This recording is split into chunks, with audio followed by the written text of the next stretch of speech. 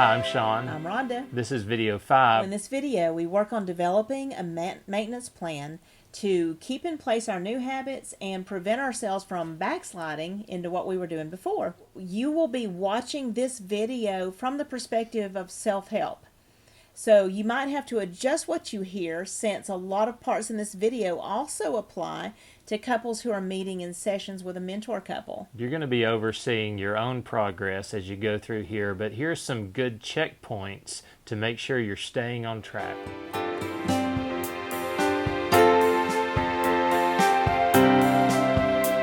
Hi, I'm Sean. I'm Rhonda. We're on session 5 now. We wanted to present this idea for you. Yeah, we wanted to talk with you about what a maintenance plan for your marriage would look like. You need to maintain the ground that you gained. So we need to know where were you when you began and where you are now, and also where you want to be. So it would be great for you to talk through, what did it look like to be you before you started the mentoring? What did you feel like? What was in the picture that was a problem for you? You know, a lot of times it can be kind of like Hansel and Gretel. They lay down the breadcrumbs so they can know how to get back where they came from. Yeah. So we want you to have a concept of, here's where I was, here's the changes that I made, and here's the results that I have now. Yeah. How does it feel now when you look back over the progress that's happened in your relationship? How do you feel about that? How would you feel if over time you reverted back to the way things were? Because that's going to be the easier path, is what just kind of hits our flesh as the easiest way to respond. You know, putting a price tag on certain behaviors and knowing, you know, if I went back and I did this negative behavior again, here's what it would cost. Here's what it would take away from the relationship. So it would be great for you all to sit down and talk through the things that we're discussing. You should have a handout that goes along with this video. And so pull that and work through each section. And we're going to talk through them to kind of give you an idea of the things you might think about as you talk through each part. So let's start off with finding out, where were you when you began? Talk through what it felt like to be you. Talk through what you were doing then that you're not doing now. What had a negative impact on you? What was in your picture that shouldn't have been? And what was missing from your picture that needed to be there? So that's really important, you know, to be able to say, here's the difference from yesterday to today. Here's what I'm feeling now. And, you know, sometimes we never want to have brief episodes where we, you know, go back, but sometimes it can be a valuable experience to remember, here's how I get back to where I was. So to do that, you want to make sure that you've written out and understood, where are you now, but what did you do to get here? So take note of your journey. Kind of maybe journal about that, but talk it through. So you're making a list of all the things that you've done that contributed to your growth from where you were to get here. So obviously part of that is going to be the caring days. Going back and looking at, you know, here's the things that really express value, that make me feel valued and important when I'm talking. Yeah. What are the things that your spouse is doing now off your caring day items list that are having an impact on you? It's good to verbalize to your spouse, when I see you doing things that are on my caring day list, I feel valued, I feel noticed, I feel important. Yeah. And so we want to be speaking each other's language. We want to know that when I'm doing this action, it means a lot to my spouse. And what does it mean for you to do these things? So the giver and the receiver both need to share the differences before and after that you're noticing.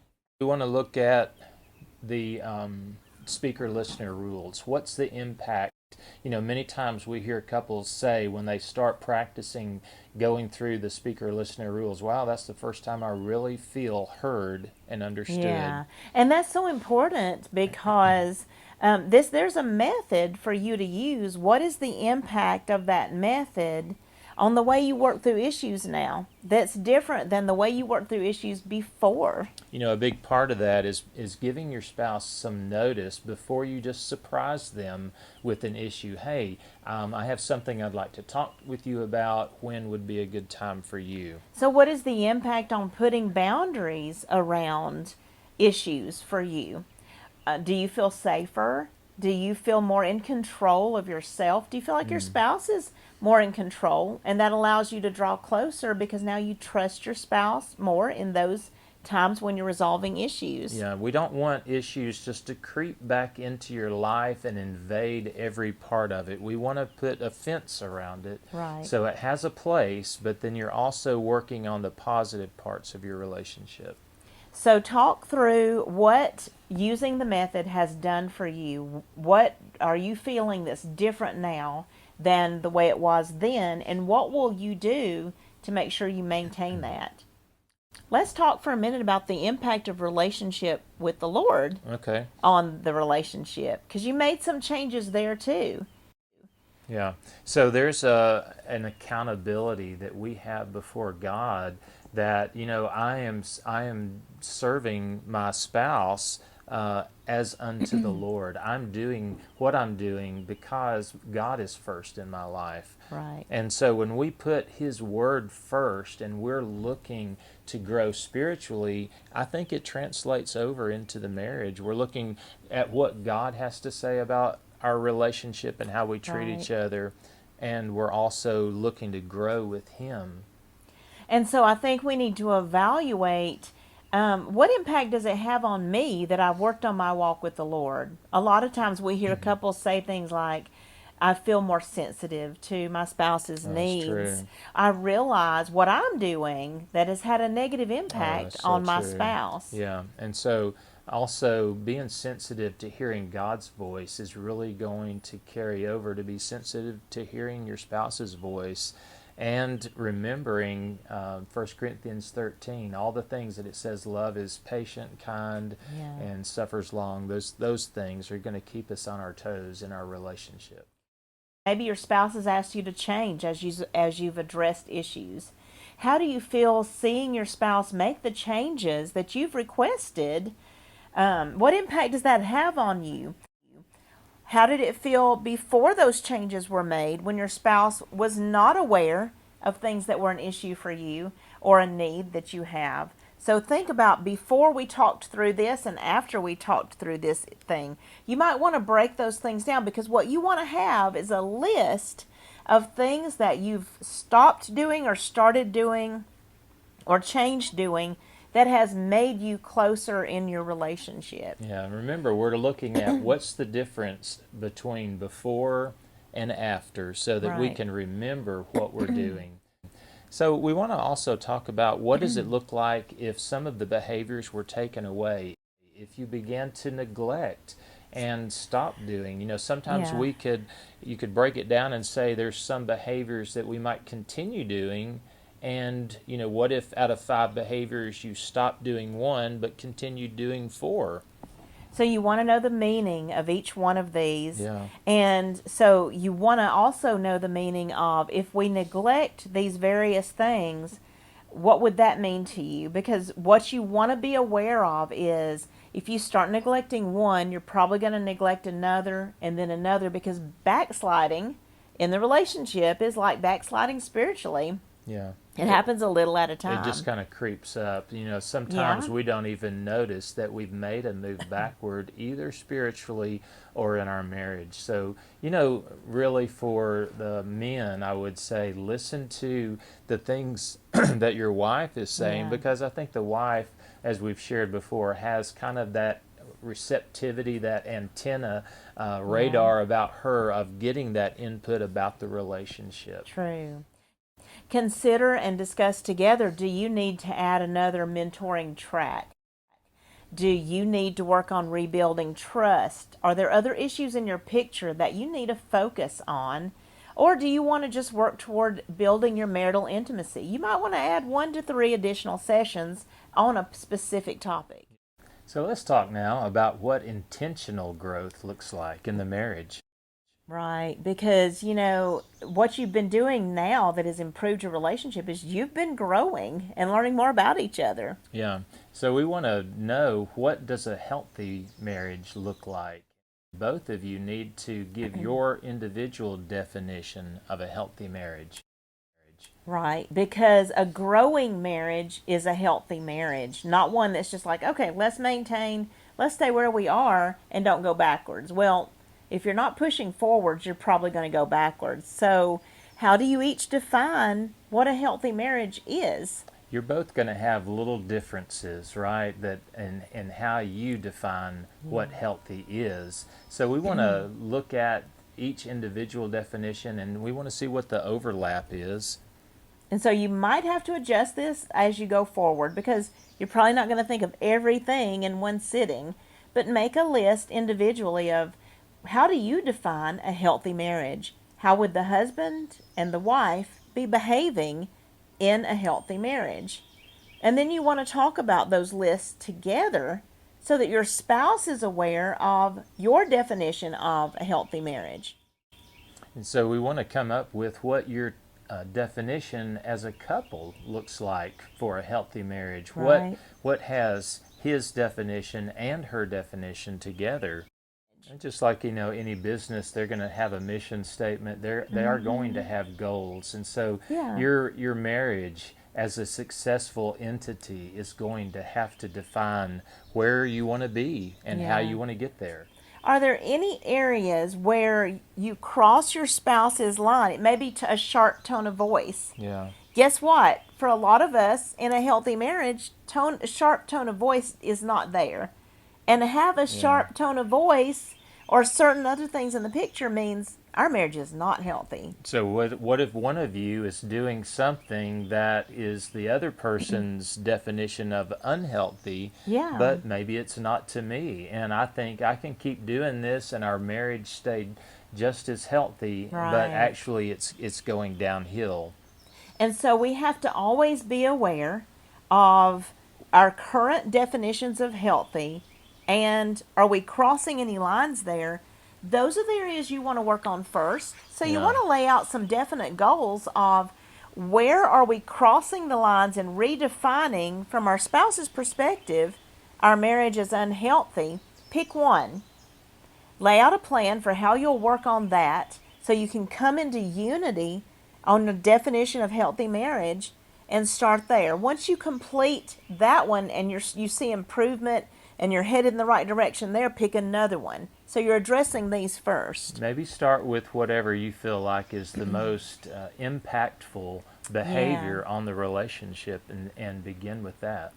And then once you've addressed all of those and kind of brought those into line, then you want to work on other areas where your definitions differ.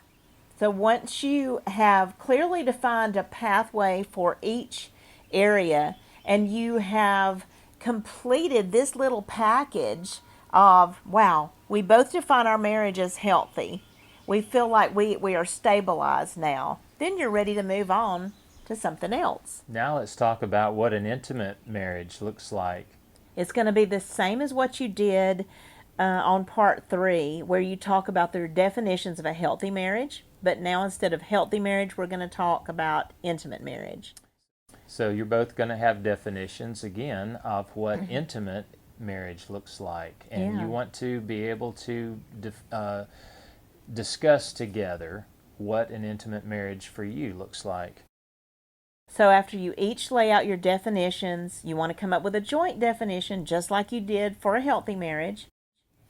And you're going to use the exact same process that we talked about in that for developing an intimate marriage. And of course, you don't want to be having a behavior in your marriage that one of you says doesn't belong in an intimate relationship, and wonder, why are we not there? Why are we not experiencing intimacy in our relationship? Yeah. And I'm doing something that goes directly against my spouse's definition. So the idea here is, what would be in your picture if you went even farther?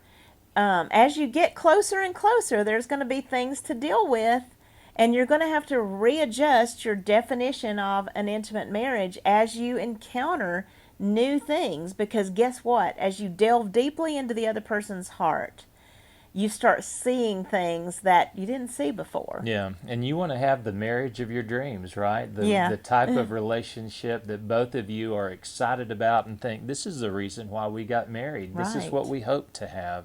You might want to take a marital intimacy life group or do a marital intimacy track of maybe 1 to 3 sessions to get some ideas for how to move in this direction. I think this is a really exciting part of your life where you are not just surviving, but you're thriving. Yes. And you're going deeper in your relationship. You know, it's the same way with our relationship with God, right? We don't want to just be treading water. We want to feel like that we're flourishing spiritually. And it's the same way in the marriage. That is available for you.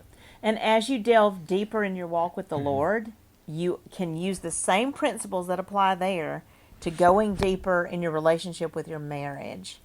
And so hopefully you will be able to use the handout to develop a good plan for how to maintain your relationship using some of these ideas that we've presented. So what happens when we stop making intentional progress going forward? We tend to backslide. Kind of can creep up on you, and we were talking earlier about the laws of thermodynamics, and I don't think we found the exact wording that we were looking for, but it has something to do with if you're not making progress moving forward, you're probably not going to stay where you are. Right. You're going to move backwards. Because things in the universe tend to move toward entropy or disorder, right? Same is true in the marriage, even our walk with the Lord, right? If we're not being intentional, we're probably going to become more and more distant, because if you didn't take care of a property over a period of time or anything, over a period of time, it starts falling apart, doesn't it? So we know that just like if a person is not taking care of themselves physically with their muscle tone and things, it's going to atrophy if you do nothing. Right. So that's the idea here. How will you avoid going backward and possibly returning to where you were before mentoring? Consider having regular marital checkups and decide what frequency is good for you.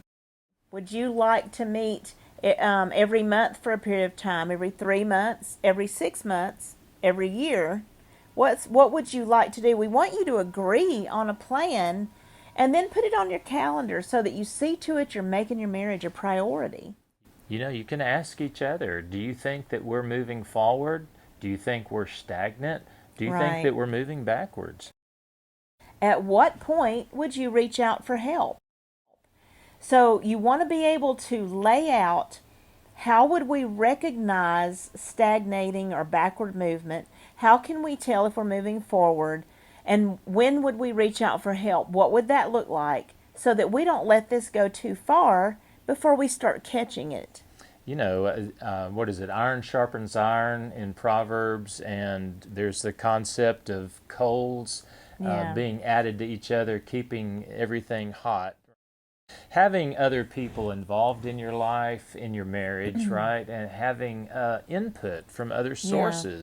There's so many things available now that we can have come in, maybe to an email or access to a YouTube video or something that we can watch, or even a book that you could read or listen to. Sure.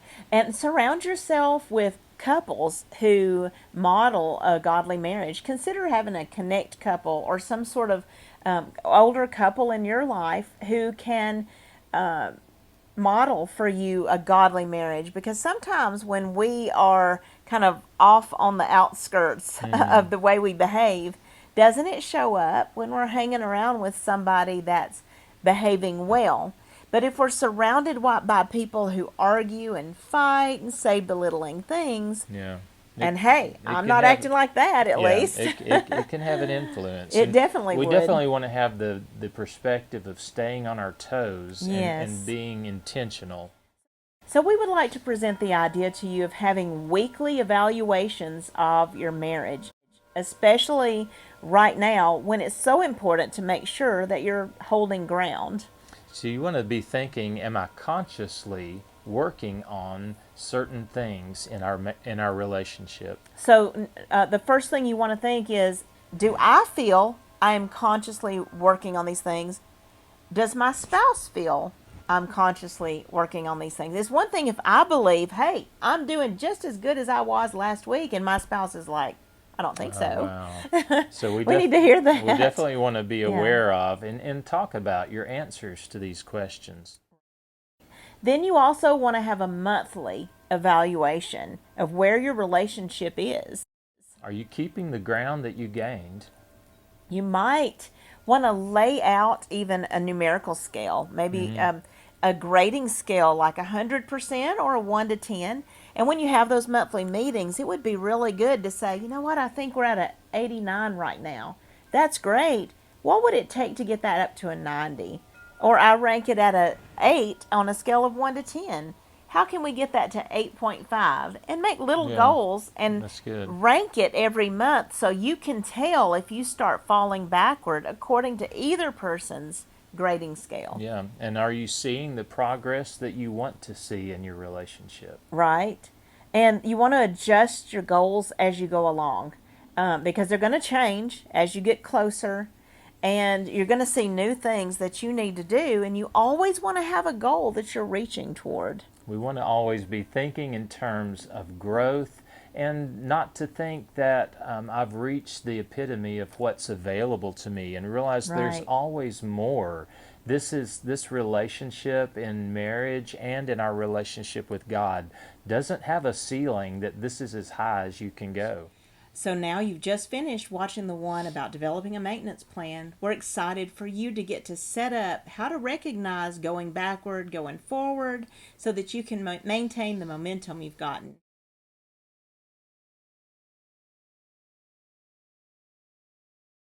Thank you for watching these marriage help videos. We're excited for you to develop a maintenance plan for your marriage.